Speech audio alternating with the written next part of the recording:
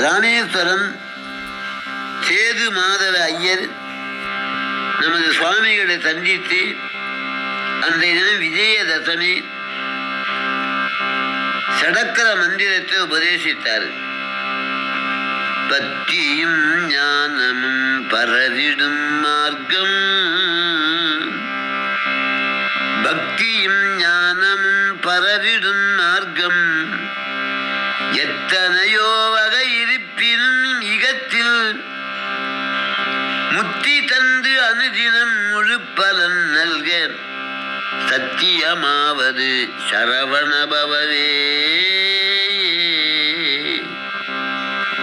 முருகப்பெருமானுடைய சடக்கர மந்திரமாக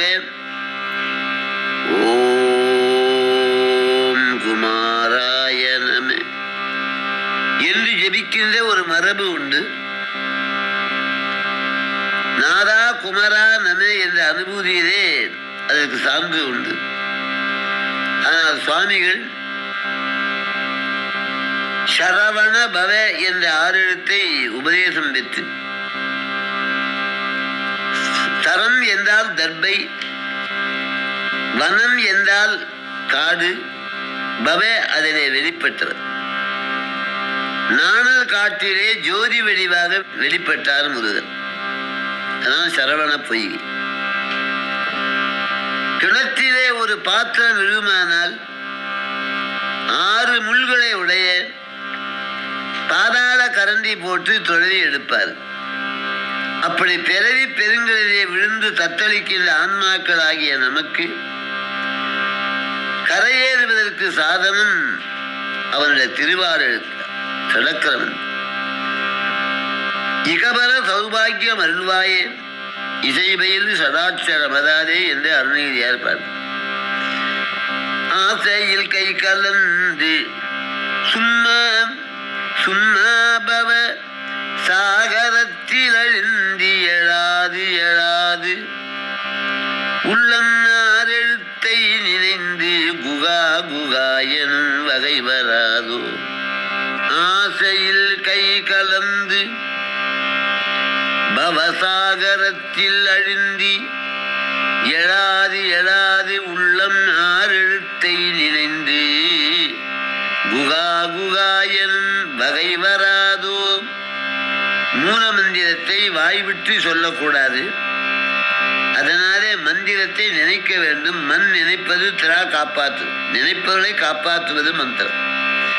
6 எழுத்தை நினைந்து, அது மொழிந்துன்னு சொல்றது, நினைந்துன்னு.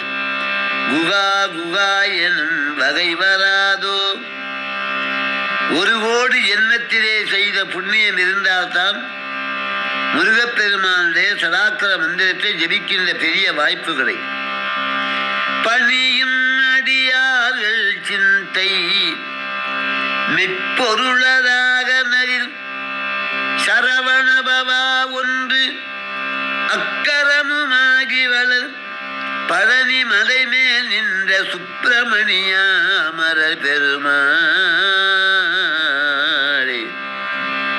பணியும் அடியார்கள் சிந்தை அவங்க நெஞ்சிலே மெற்பொருளதாக நவில் சரவண பவம்.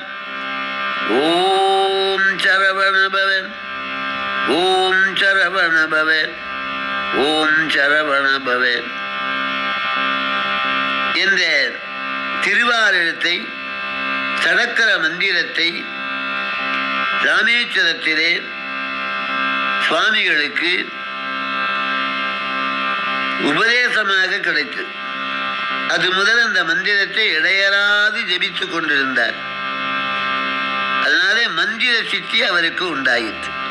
சேது மாதவ ஐயரிடத்திலே சடக்கர மந்திரத்தை உபதேசமாக பெற்றுக்கொண்ட சுவாமிகள் அதை இடையறாது ஜபிப்பதனாலே மந்திர சித்தி பெற்றார். சுவாமிகள் தினந்தோறும் முருகப்பெருமானை பாடி பரவசம் அடைவார்.